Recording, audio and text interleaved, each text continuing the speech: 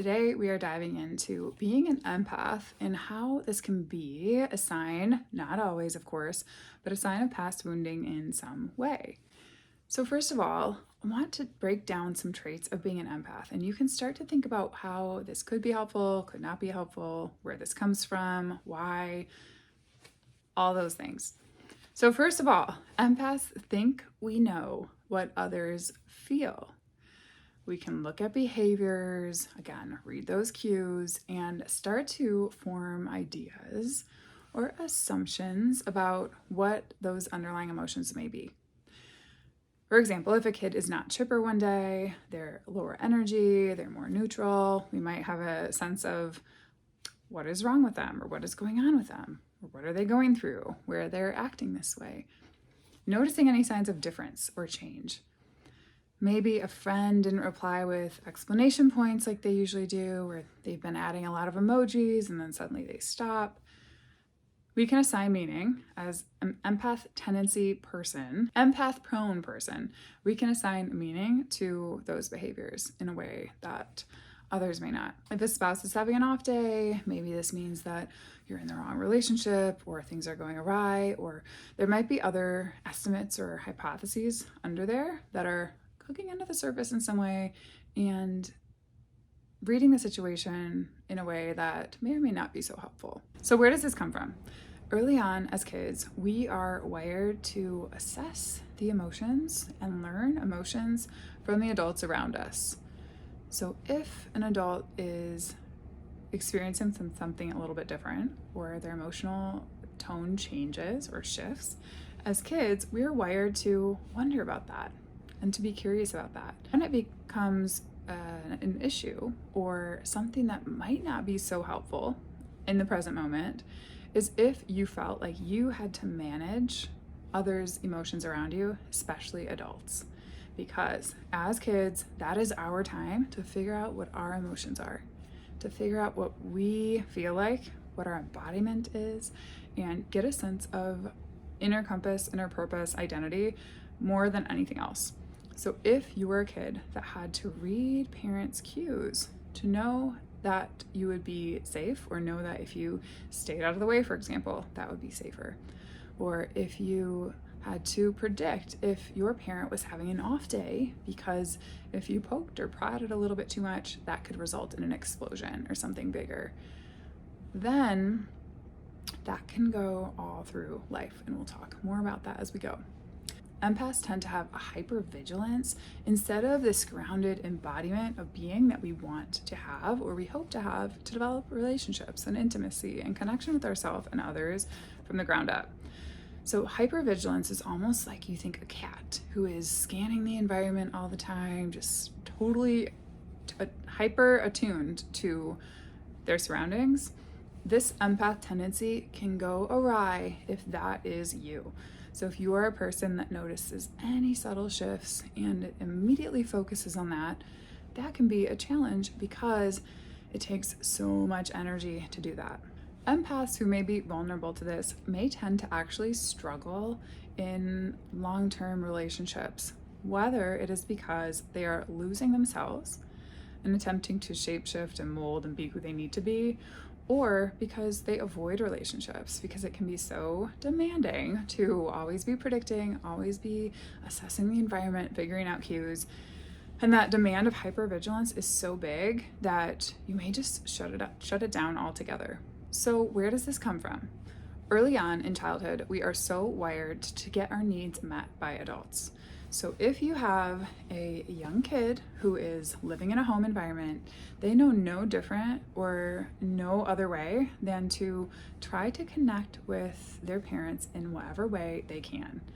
So they tend to behave in ways that get approval or connection, attachment over authenticity. Mate has a lot on authenticity versus attachment, and what this looks like, how it can show up, and how it can carry on through our lives so that you are almost stuck in the past, even if you are convinced that the past didn't impact you, you were all fine. We all have those tendencies, and many of us more than others, to say that, nope, that didn't impact me.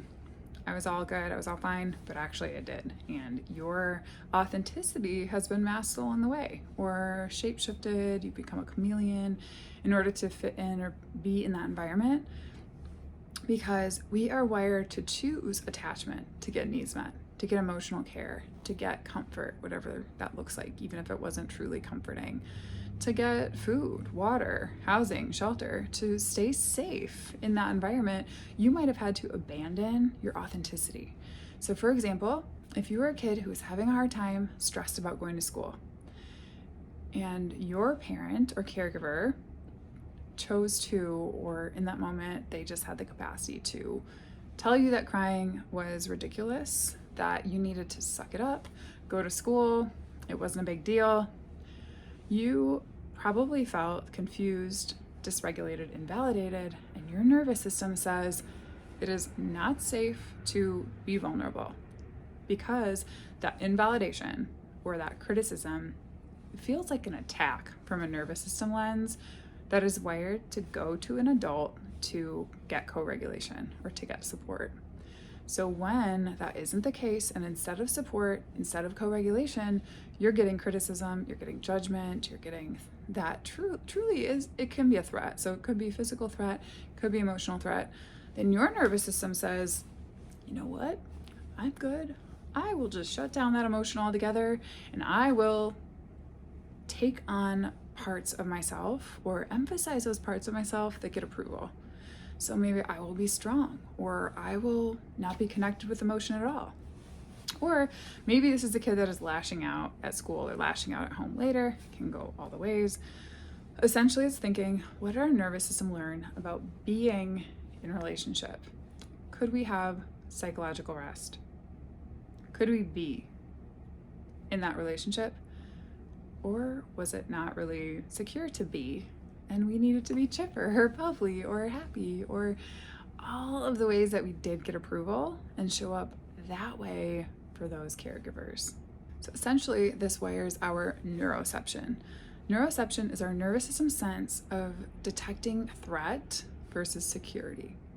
So if something happens in your adulthood, maybe you have a boss that has that same kind of off or look that says, I'm not okay, I'm in a bad mood. Your neuroception can pick up on that and say, whoa, hello, Katie, that is a threat. We need to attune to that boss, or we need to shut down and be really good or compliant or chipper in order to help make them okay.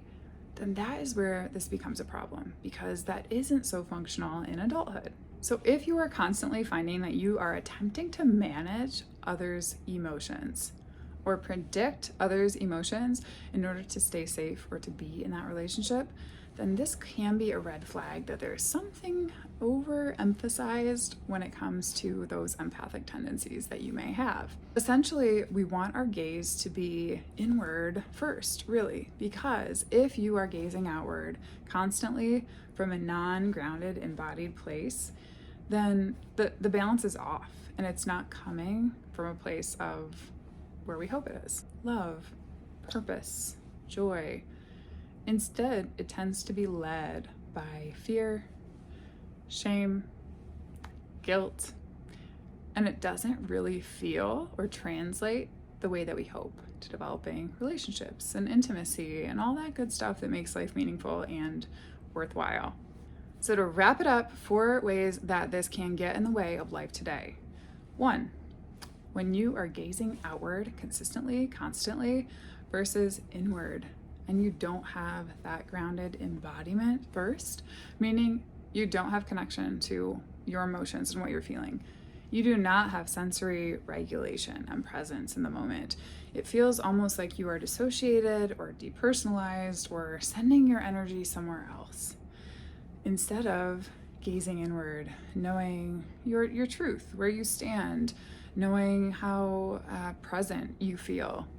It tends to be scattered, and that can be really draining, and others can see that as kind of a slippery presence that doesn't really feel like grounded connection, which is really what we need for intimacy with others and relationships that feel deep and lively and energetically mutually meaningful. 2 is when you are managing others' emotions instead of your own. So if you're constantly trying to predict and manage others' emotions, we tend to avoid checking in. This brings me to number 3, which is using your voice and speaking up, asking questions, getting clarification about what is going on for others, and sharing what is going on for you, instead of just managing others' emotions and assuming, because we never really know what people feel. They could be going through the exact same experience that you had and experiencing it in a totally different way. And this is such a cool thing about working with many, many different clients from all kinds of walks of life that do have some similar experiences in there. People can process things so differently.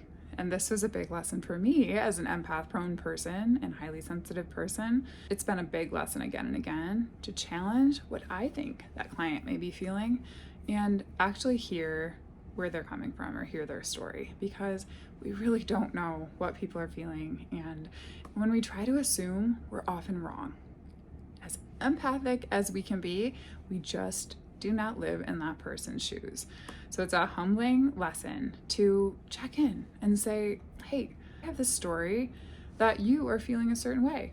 When this behavior comes up, I assign meaning to it, and I have this story that I can't trust you to be honest with me. I could share a whole video on this if you want more examples. Let me know in the comments and we can dive into that another time.